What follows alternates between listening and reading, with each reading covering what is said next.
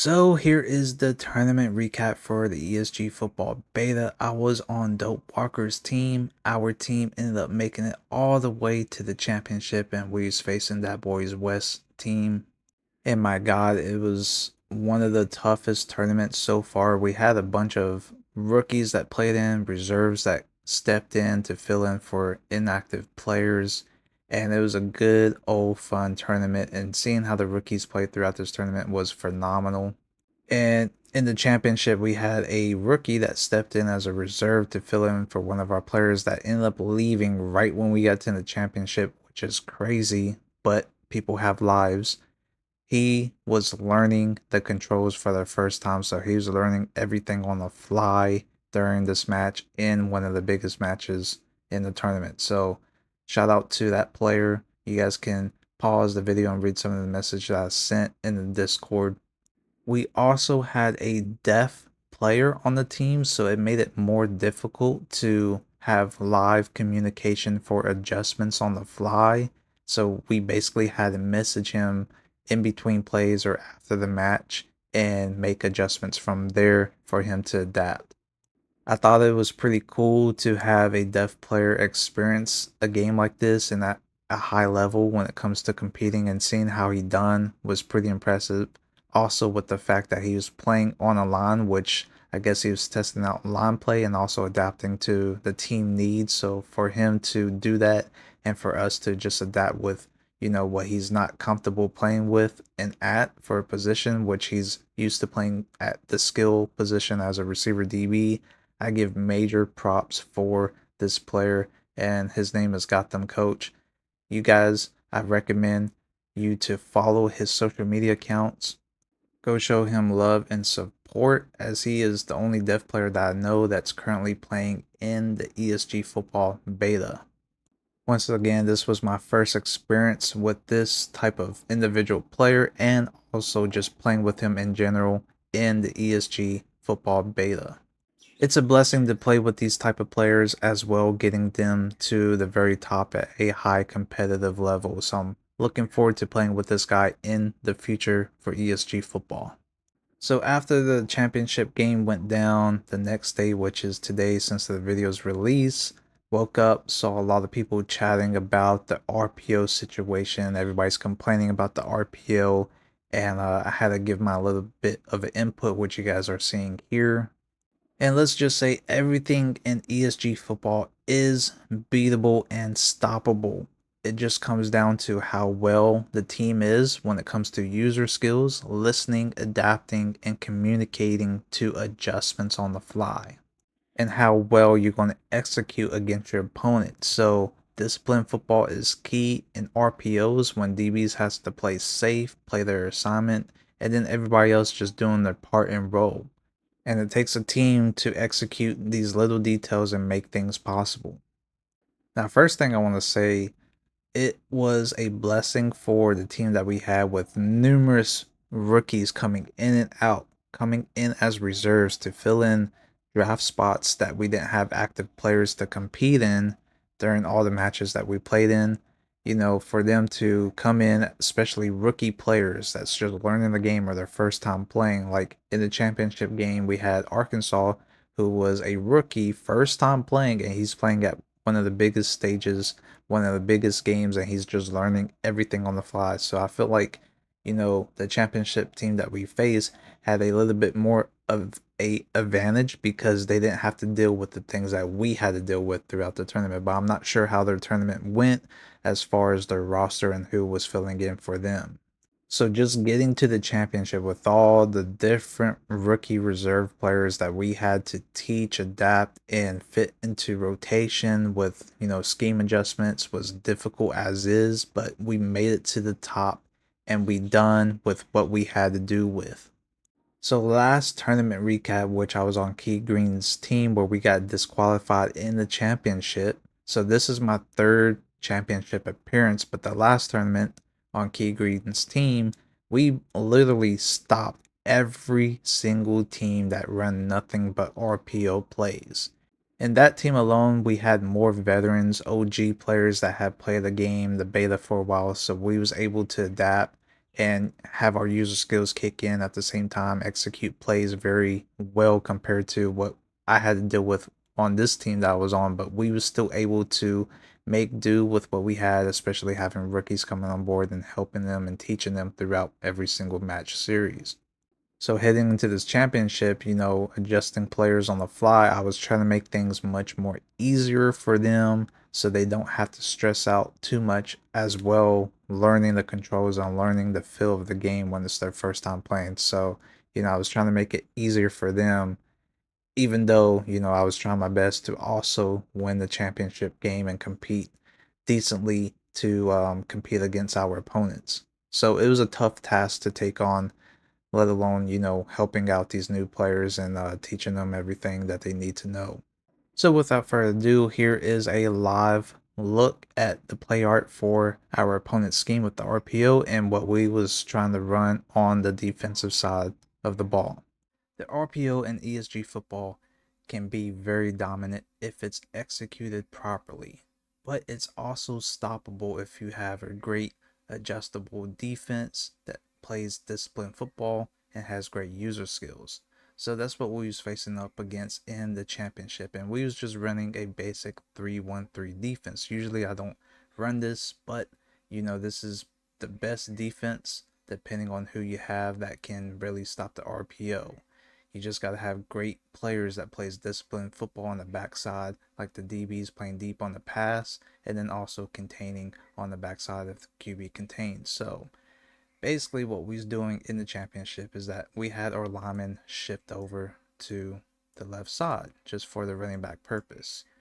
And usually we would have the linebacker be the main focus on the running back, and then the backside corner would be the containment on the QB. Now we did have new players, a new player that stepped in, first time learning the controls and the game itself, and I wanted it to be easier for him, so I had him switch for me at my free safety spot, and then I'll cover the QB for containment purposes. Now, because I'm taken out, I'm not sure if this was a good tackler from the cornerback position, so that's why I didn't want him to play the contain on the QB. I didn't want him to give up free touchdown runs every single time with the QB keeping the ball. So that's why I ended up placing myself here, but technically I want myself to be the last person just in case if the running back breaks free from the linebacker missing or getting blocked, and I'll be right there to make a tackle in open field, giving us another chance to fight for another down. Now we played it pretty well. The thing is, the new player didn't realize about the patroller rating, which the feature in the game for defensive, if you don't have a high patroller rating, which is a circle radius around the player, within that circle radius, you would be able to see players coming in, running a route. And if you don't have a high patroller rating, everything outside the circle, which would be a lower circle indicator for you, you would see invisible players. So that's one thing that we learned late from this player not knowing about the patroller feature, or the invisible and acknowledging the receiver feature for the defensive backs for the patroller rating. So that's where I had to switch him late in the game to put him back at QB contain off the edge and just focus on trying to make a tackle if the QB keeps the ball.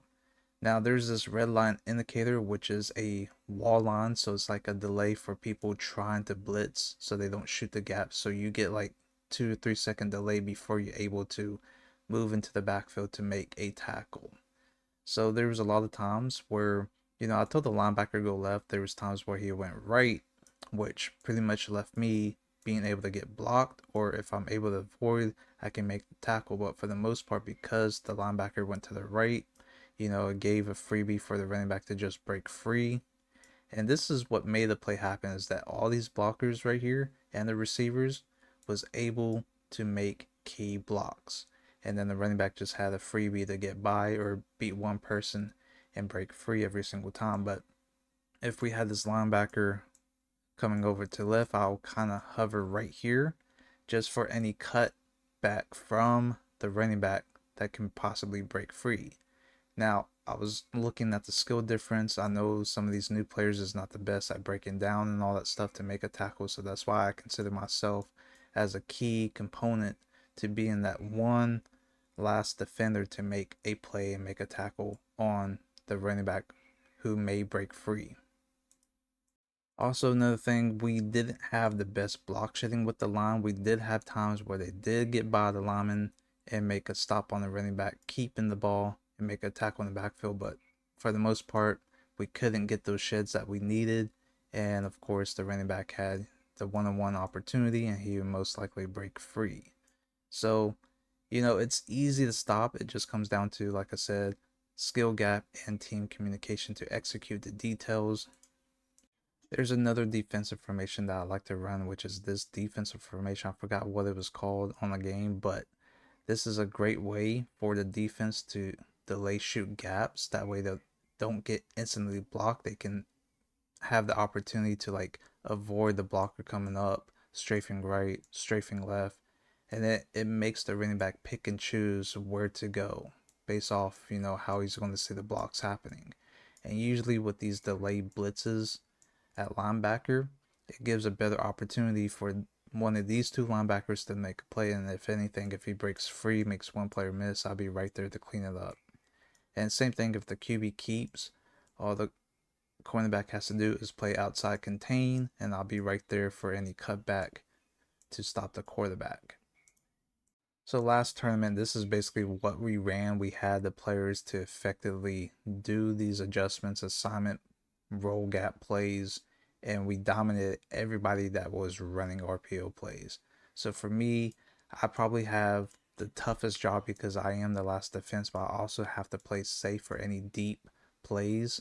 So for instance, if the QB keeps, and if the DB kind of plays safe or blitzes, the QB can launch the ball on these receivers coming across, going deep. So I have to kind of lurk in the way and then also be the one that has to also contain. If the QB breaks free, I'll be right there to make the one-on-one open field tackle. Now, once we got the rookie in as a reserve and I had him replace me at free safety and I took his spot at corner, I made it a little bit tougher for the linebacker to play. So not only did he have to like kind of fake blitz or cover the running back if it was handed off and then also avoid the block, but I also told him to lurk a little bit just in case if the slot receiver comes across the field with a quick slant or a deep crosser, then I have enough time to fake blitz and come back and lurk the quarterback who thinks I'm going to blitz him.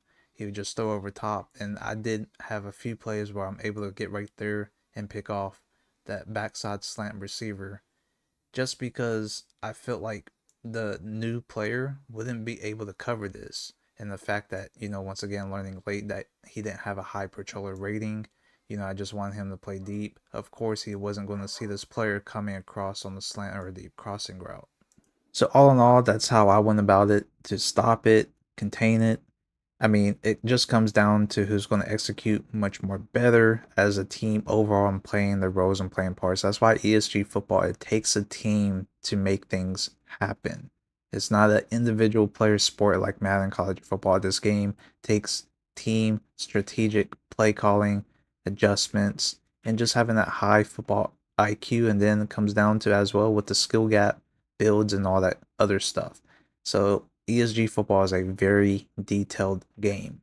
So like there's times where people have certain builds where they don't have high patroller ratings, so they can't really see too much of the field when receivers run their routes. And then when somebody's so effective at running the ball, DBs get undisciplined, they would blitz off the edge and come down and play run first.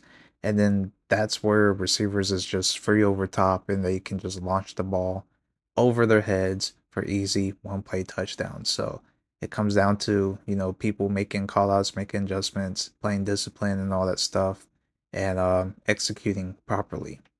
So in the championship game, we just got torched by the running back. I mean, we missed a lot of opportunity tackles, especially in the backfield, and then just the one-on-one tackles, and the running back just broke free every time. So I didn't mind that because, once again, we had new players learning the controls. They didn't really know how to strafe and break down for a tackle, so they usually just hold turbo and run by the running back. And for those that don't know, in this game, there's no assistance like Madden College Football where you can just run by a player and you get suctioned into an animation for a tackle or break tackle. And that's not the case in this game. It's all user control based. You have to make the correct user inputs to make a play happen. And if you're just holding turbo, you're obviously just going to run through or by the player that's running with the ball. So, talking about skill gaps, yeah, this game has a big learning curve and a huge skill gap. And that's why I consider this game much more football simulation compared to Madden and college football because nothing's really assisted. And where everybody's individually user control at all positions, it makes this game more strategic, more dynamic compared to just using a team filled with all computers and you're able to adjust everybody. And it comes down to if your AI is going to play correctly or not. But in this game, you have to depend on the actual human controlling their player. Now, I'm not going to lie, leading into the championship, I felt like I needed a break. I felt like having the championship game postponed to the next day because the semi-final match was hell for me. It was probably the most stressful match that I had in the game by far. As a group of people that was playing and Smoking Jay's team, especially on the line, they was doing the craziest loop blitz, stunt blitz, delay blitz against my line, and they was destroying my line, so I didn't really have time in the pocket to really do too much, and they was just whooping our ass. And I'm not gonna lie, that game, it went down to the wire. That was by far the most competitive and entertaining matches that I ever had in a match series alone. Well, obviously the second time. The first time was in the last tournament against Ray's team, where Ray was at quarterback, who is a developer for ESG Football and, founder of the game. Buddy, when I tell you that dude was playing like Michael Vick, oh my god, that was insanely difficult to play against. But this is the fun and entertainment of ESG football. This is what this game brings to the table. And like I said, this is a completely dynamic simulation football game that you guys have never seen before. And when this game drops, I'm telling you, this game is going to be the next big thing and a competition against EA Sports with Madden College Football, hands down. Anyways, if you guys want to join in on the ESG Football closed beta, they're still bringing in new players every single week. I know they upped it for this previous week where I believe they had some new players come in on Tuesday and then a ton of players that came in Friday, yesterday, since this video's released. So they're bringing in a ton of players at a time now. So make sure you guys check out the links down below in the description to the Discord waiting room to join. Follow the instructions on the application process. You guys can also reach out to the community members in there to help you guys get guided through the process to getting yourself into the beta. Other than that, I hope you guys enjoyed today's video. Until next time, I'll see you guys in the next one. I'm out. Peace. We must protect this